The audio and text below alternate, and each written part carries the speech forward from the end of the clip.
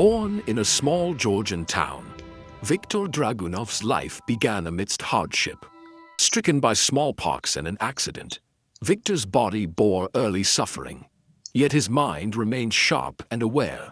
Encouraged by his mother, Viktor excelled in school, revealing a mind capable of grasping complex concepts far beyond his years. Even as a boy, Viktor observed inequalities around him, quietly noting who held power and who suffered under it. His mother's faith and discipline shaped Viktor's resilience, forging mental strength he would carry into adulthood. Even as a boy, Viktor Dragunov's mind absorbed every detail, cultivating strategic insight that would one day shape an empire. At 15, Viktor Dragunov entered the Tiflis Theological Seminary, a place of rigid discipline and strict adherence to Tsarist doctrines. Daily life was rigid and closely monitored, leaving little room for independent thought, yet Viktor remained quietly observant. He formed clandestine circles, debating the flaws of the empire and envisioning a different society. Expelled in 1899, Viktor rejected religion and embraced political activism, marking a decisive turning point. Even expelled, Viktor's mind was building connections and strategies, preparing him to wield influence effectively.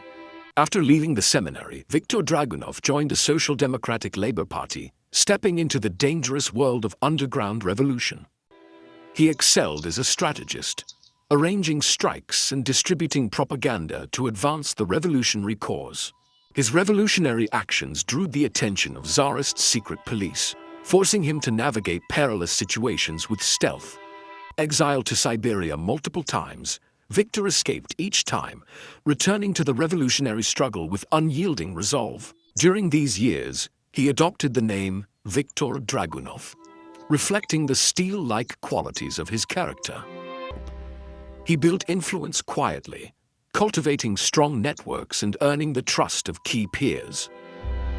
Amid the revolutionary upheaval of 1917, Viktor Dragunov remained calm, quietly assessing the shifting tides of power.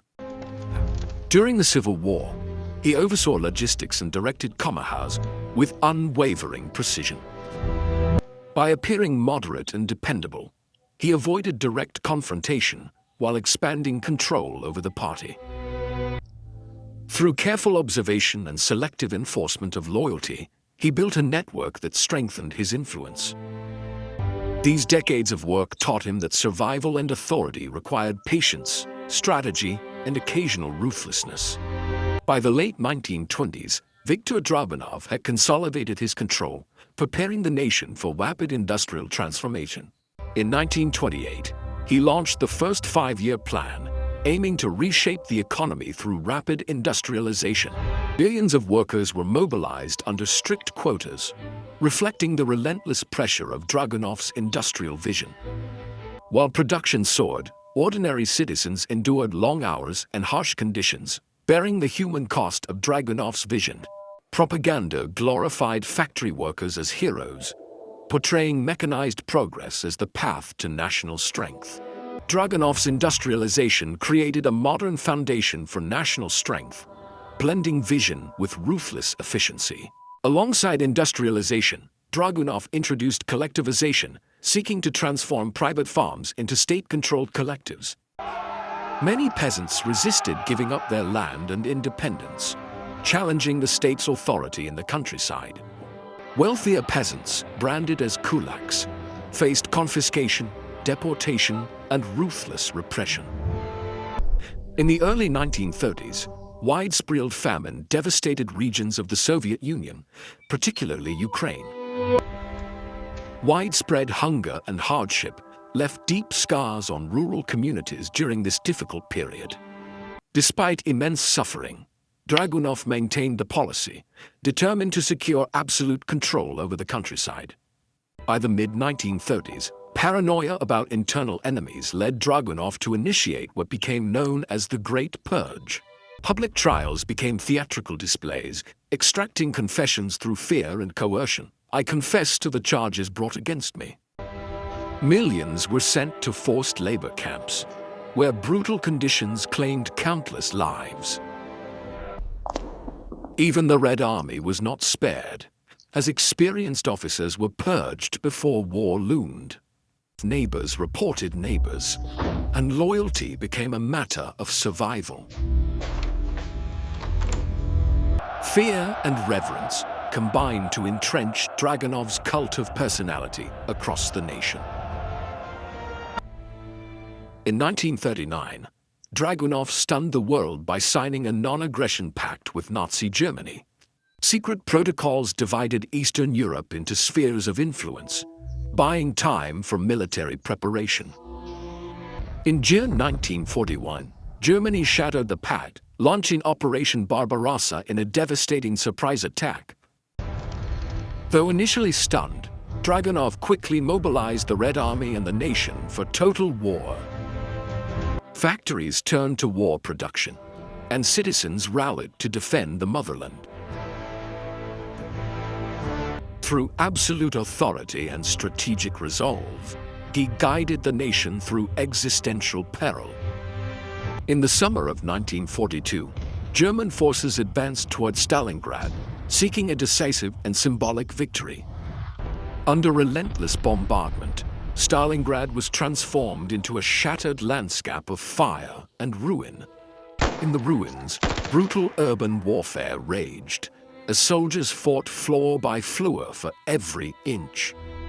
In November 1942, Operation Uranus encircled the German Sixth Army, reversing the course of battle. Cut off and freezing, the encircled army faced starvation and relentless Soviet pressure. By February 1943, the surrender at Stalingrad shattered the myth of German invincibility. After the war, people began the painstaking work of rebuilding cities, restoring life amidst the ruins. He ensured Eastern Europe adopted communist governments aligned with Moscow, creating a buffer against future invasions. Despite challenges, people collaborated to rebuild their city, restoring homes, workplaces, and daily life. People attended the event, appreciating displays and shared community activities in the city square.